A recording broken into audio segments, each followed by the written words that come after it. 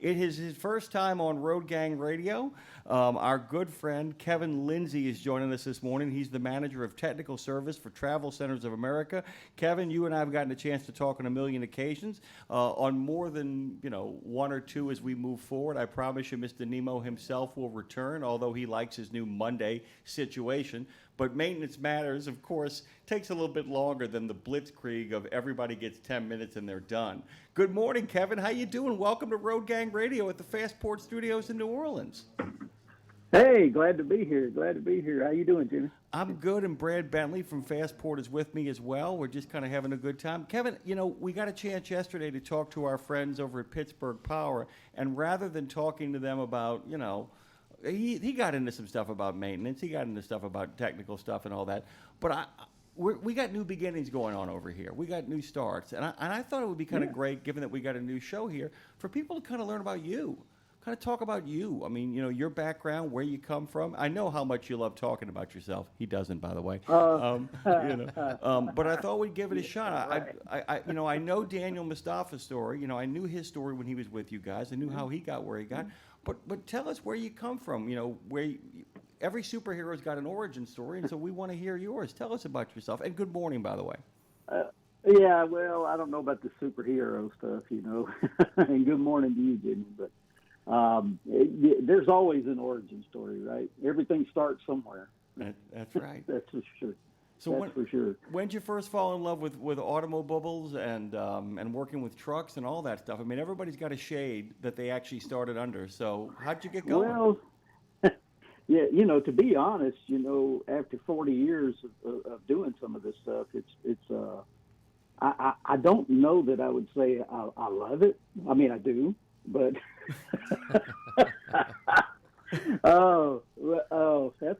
that's a really, really, really long story.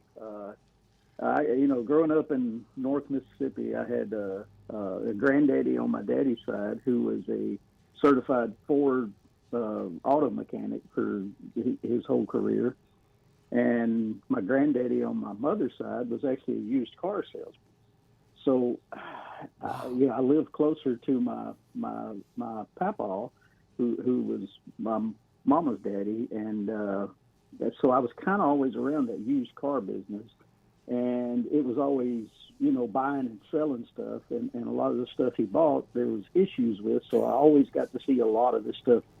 That's kind of how I really got started, honestly. Way back when I was in high school, I had an old Ford pickup, and I blew a head gasket on it, and I didn't know what was wrong with it. I had tinkered with motorcycles in my younger life a lot, and, lawnmowers and stuff like that. Started off with bicycles, of course, when I was younger. But, I kind of got to tearing that thing down and realized that, there's a lot more to this stuff than I ever realized. But, a few years later, as I was a little older, my brother kind of took over my granddaddy's used car business. He was going to retire, but that didn't work out so well. So I ended up building alternators and starters with him, back in the day when there was still a lot of little shops that did things like that.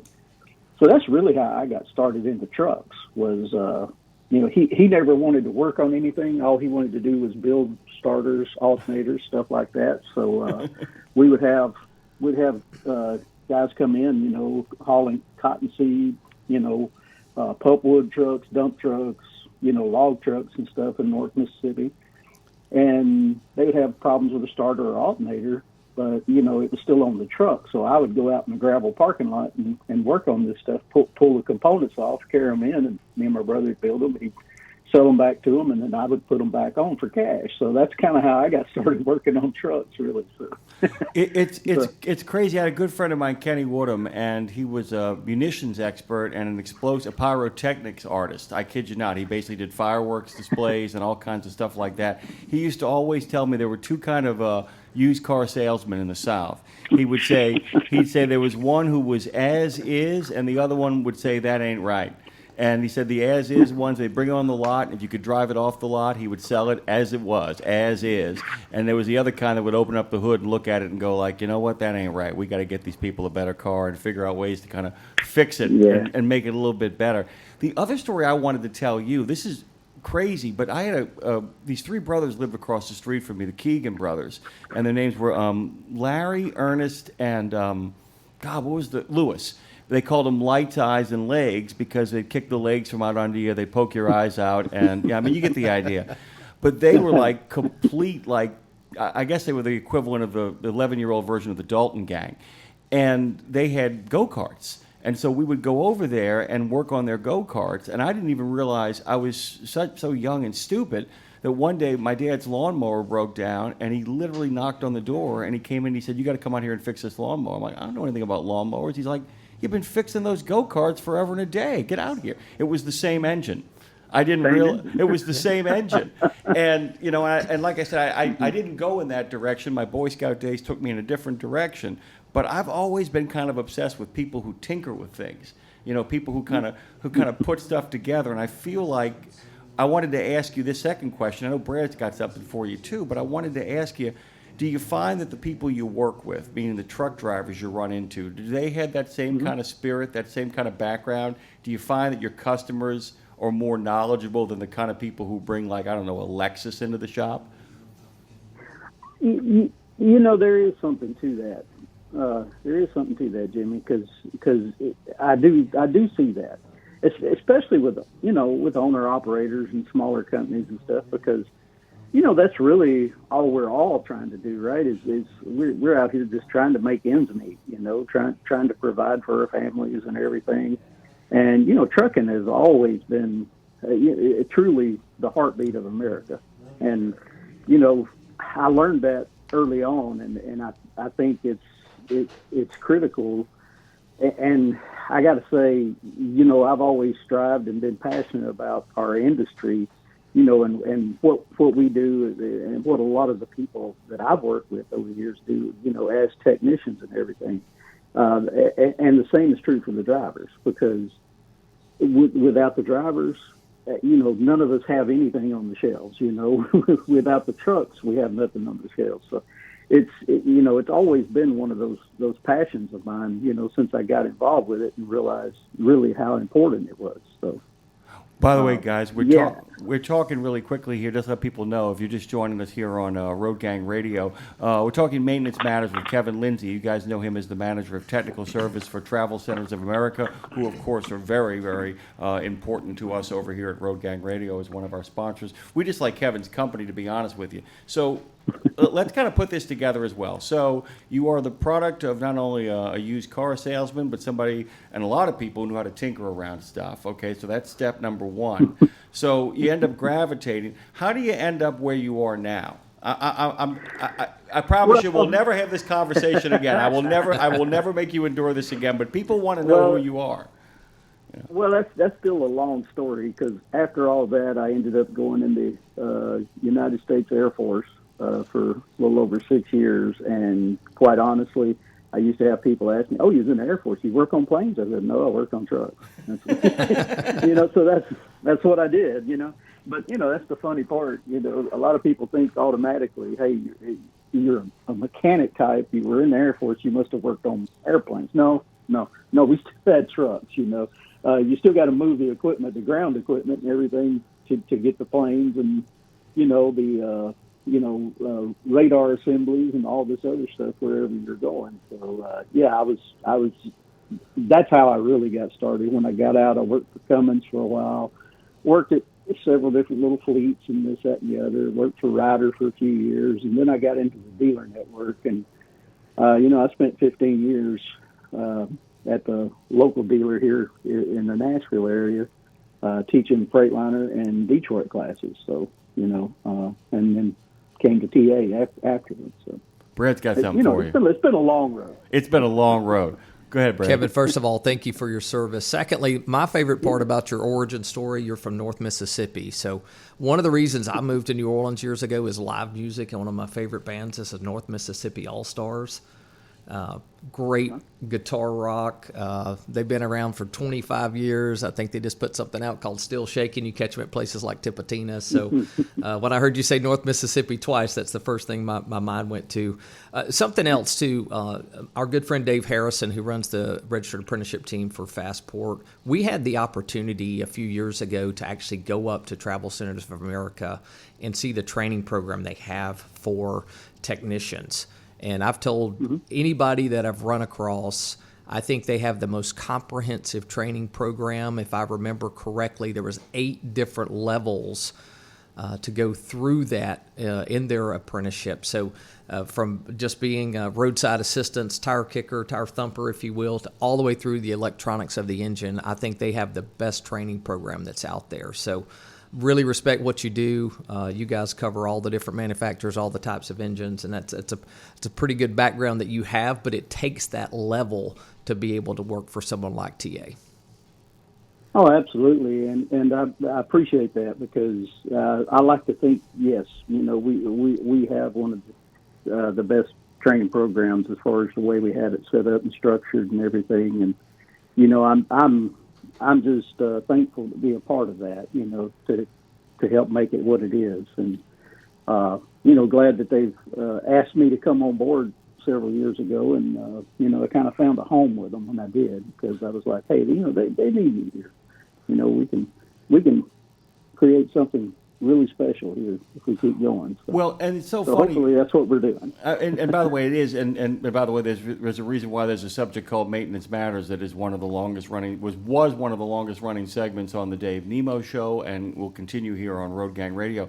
What's really cool, Kevin, though, and the reason why I always ask this question to people, and like I said, I'll never do this to you again, but like I said, if we go from a North Mississippi kid who actually has a lot of influences who are under the hood, we then take him into the military where he gets to work on trucks. We then give him exposure to different brands and different types of trucks. We then put him in a situation where not only is he working on trucks, but he's also educating people to work on trucks.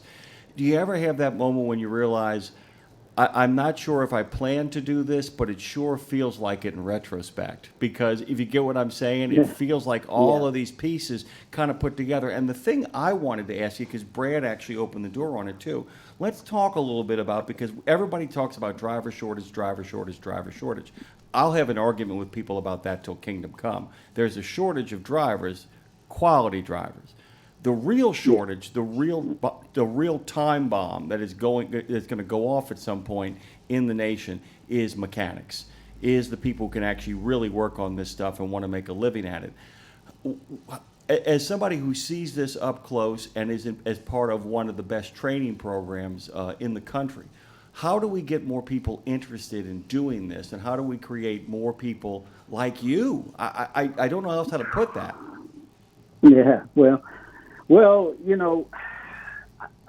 it's a great question, Jimmy, and it's very, very true perspective on what we're looking at, here down the road.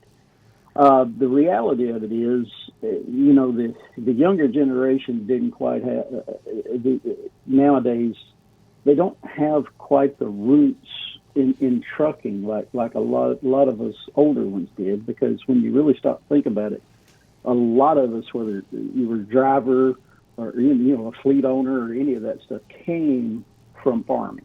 I mean, from either farming, whether you was farming stuff, whether you was farming trees, products, whatever, but it came from farming and the need to move those goods, right? So I don't think we have quite that I don't know, that little niche that we used to have, quite as much as we used to have. But I do believe what we have to do for the newer generation is have them realize the technology that we use in this industry.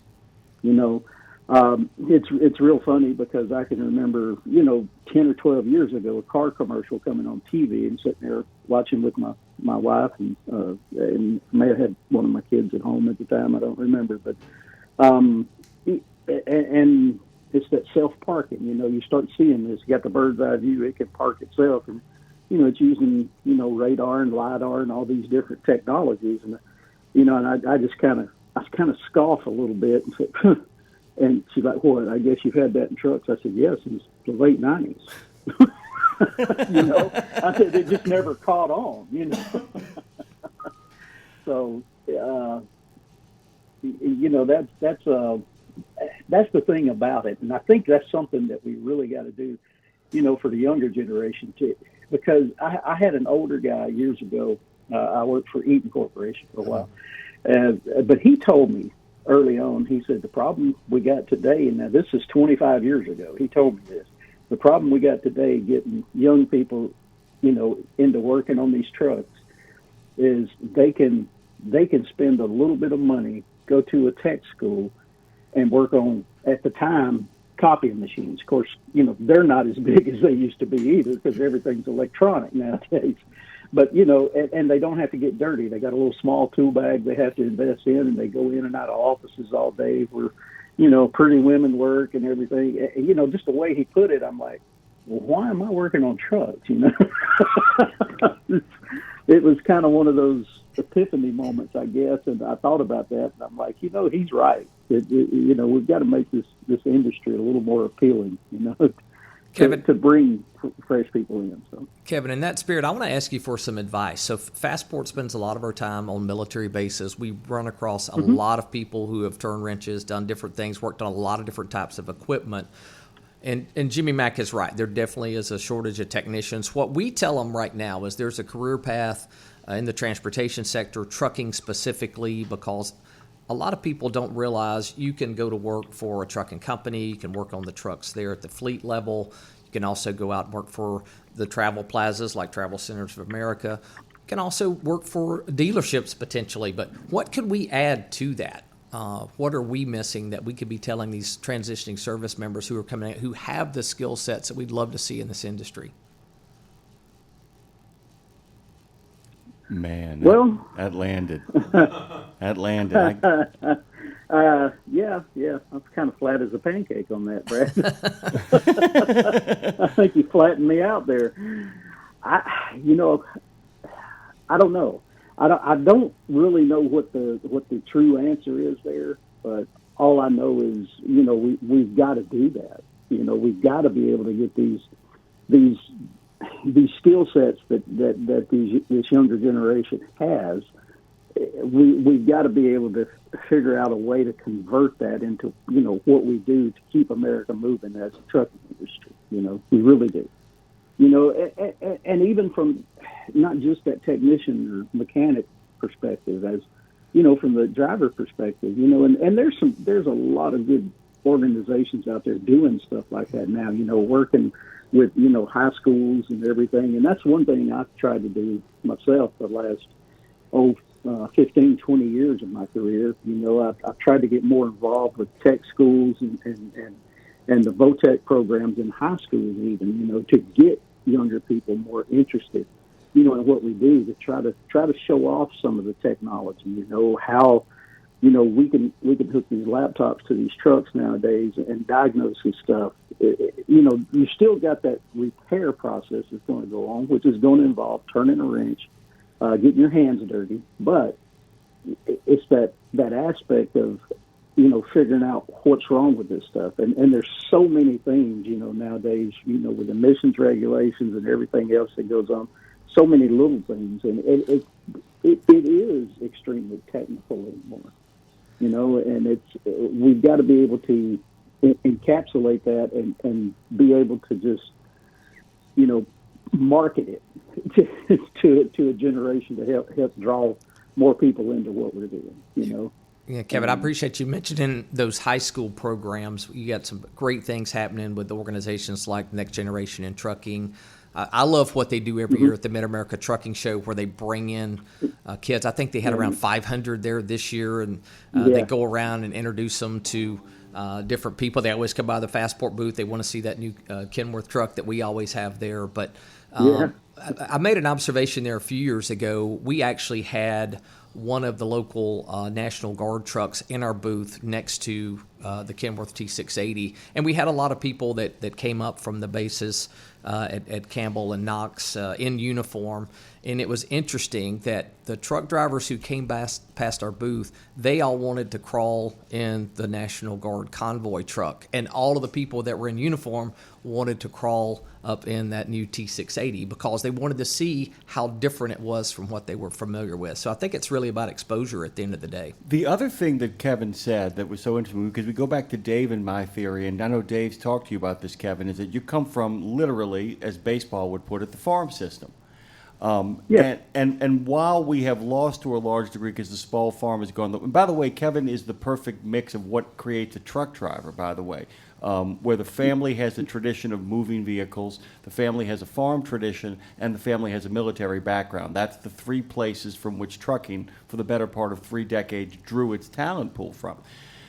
I do think the high school thing, though, really there's something there, and I think one of the ways we might be able to do it is if, in fact, high school programs are really going to get up to gear, they've got to let the counselors, or they've got to have people in those schools become talent scouts. Somebody's got to be able to walk over to somebody 13, 14 years old who's messing around in shop, who's got the ability to kind of do it and say, hey, you should think about this, not because you're not good enough for the other stuff, but because you're great for this. And there's a at the end of the day, you can't offshore a breakdown.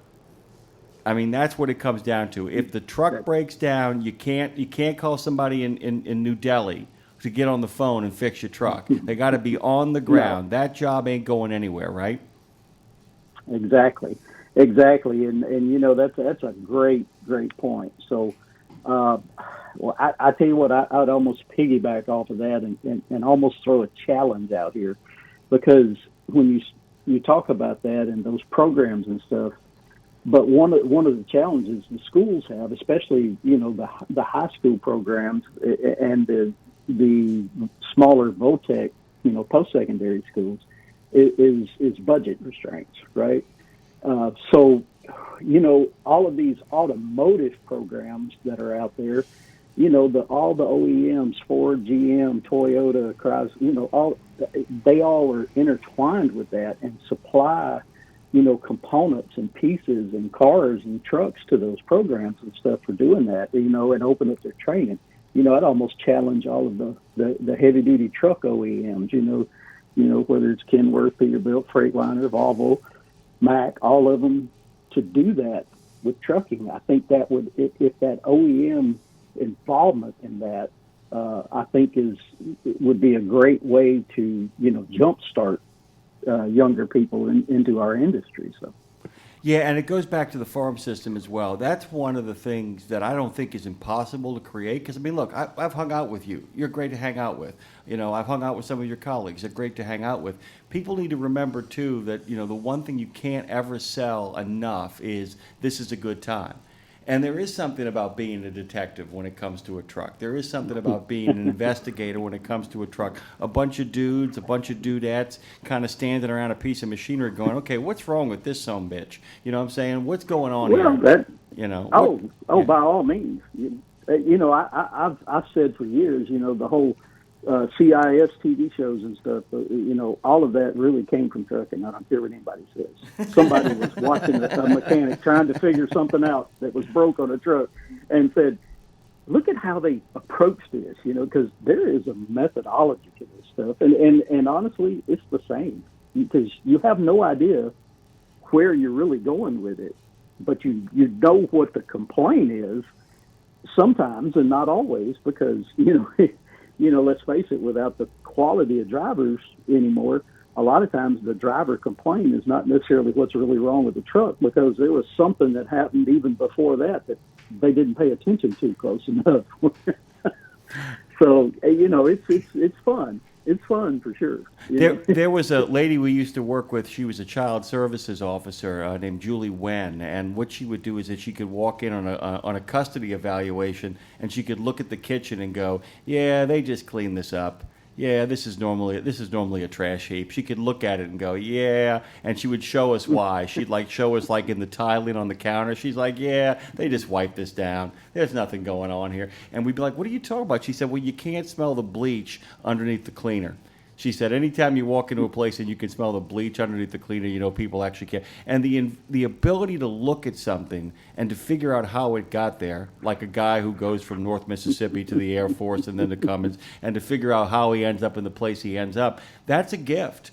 I mean, that's a gift to kind of be able to track things and figure out how they got there. Kevin, I can't tell you how much I appreciate you taking this curveball. I promise you, the next time you come on for Maintenance Matters, we will talk about maintenance and how it matters. But I wanted to give people a chance to meet you and give people a sense of what a great guy you are and why it is you've gotten to where you've gotten in life. And we really appreciate the time. Dave, by the way, gives you a big shout out. Thank you, sir. All right. Thank you, guys. I enjoyed it. I did too. By the way, we're over at the Fastport studio. They're solving America's toughest recruiting and workforce challenges through research, technology, and people. From registered apprenticeships to veteran readiness, you can learn more at fastport.com or nationalapprenticeships.org.